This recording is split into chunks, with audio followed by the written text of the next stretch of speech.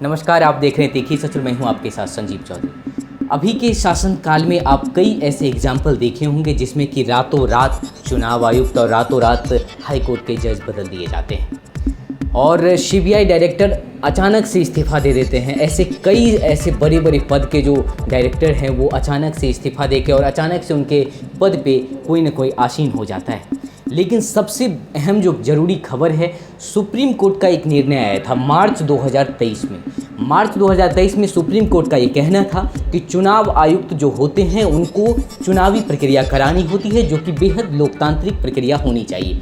और जिसकी वजह से उनका ये कहना था कि जो पैनल बनती है चुनाव आयुक्त को नियुक्त करने के लिए, उसमें कोई भी 3 सदस्य हो। उस 3 सदस्य में उनका जो कहना था कि एक सरकार का हो जो कि अभी सत्तारूढ़ पार्टी है, और एक जो प्रतिपक्ष नेता प्रतिपक्ष हो, और तीसरा जो सदस्य होगा वो एक न्यूट्रल कैंडिडेट होगा जो कि जुडिशियरी से जुड़ा हुआ हो।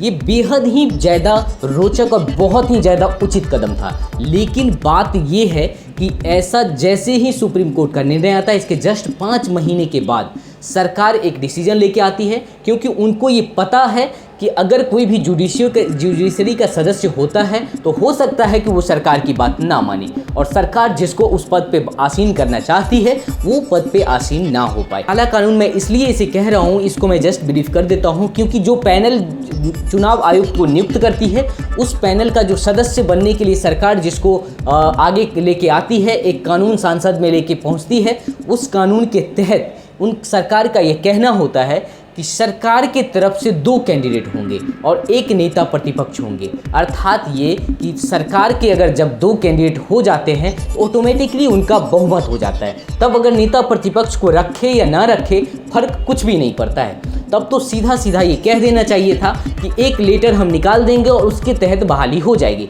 लेकिन ऐसा ना करके बस एक ड्रामा रचने का एक षड्यंत्र किया गया और उसके तहत जैसे ही अगस्त में राज्यसभा से ये कानून पास होती है, फिर दिसंबर में लोकसभा से ये कानून पास होती है और उसी के तहत जस्ट बीती रात ये बहाली हो जाती है चुनाव आयुक्त की। और अभी हाल फिलहाल में जो हमारे देश के नए चुनाव आयुक्त नियुक्त हुए हैं वो हैं ज्ञानेश कुमार और रघुवीर सिंह सिंधु।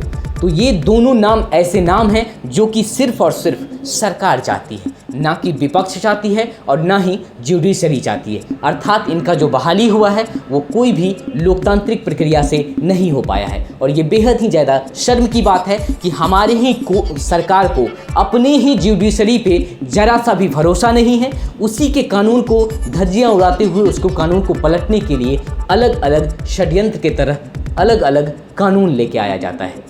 और इसी के तहत बहाली हो चुकी है और शायद अब नया जो आयुक्त आए हैं उसके साथ ही अब चुनाव का कुछ घोषणा भी आपको मिलती नज़र आएंगी। और देखते हैं इस पे सुप्रीम कोर्ट का भी चूँकि एडीआर ने याचिका दायर किया है तो सुप्रीम कोर्ट का फिर से इस पे रुख होगा और उनका क्या कहना होगा। देखते हैं आगे क्या क्या रिपोर्ट आती है। बहुत बहुत धन्यवाद।